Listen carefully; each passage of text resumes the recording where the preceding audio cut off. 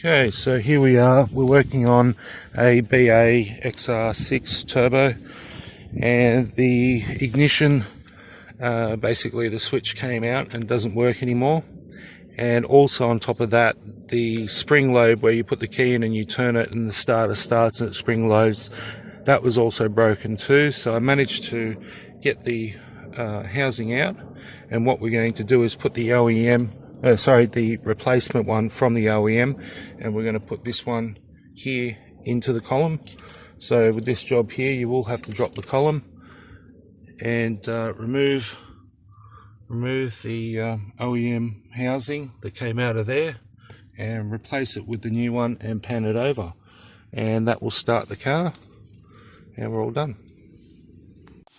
So this is the replacement aftermarket part for the Ford ignition, so the BAs, BFs, and basically how it's held into the ignition itself is there's a little countersink hole here and 180 out and here, and there's two pins that get driven into the side into the ignition column in there that retains the housing. Now this is the switch housing, and the switch mechanism goes inside here with a copper plate.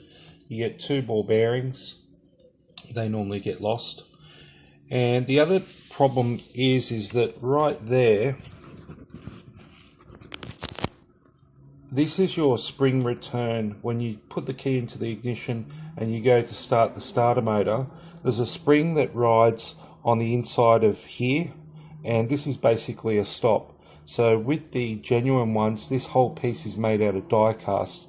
That piece there breaks, and also the other thing that happens is the distance from where the back of the switch fits into this housing from there, from the edge of there to the edge of there, there's often not enough material where this gets panned over. Okay, so car's all done now, all back together. And turn the ignition, turn the wipers off. Yeah, we'll just start the car.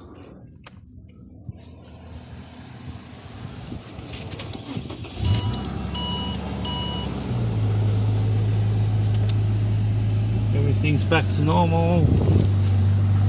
One ignition fixed, never going to happen again on an XR6 BA, July 2005.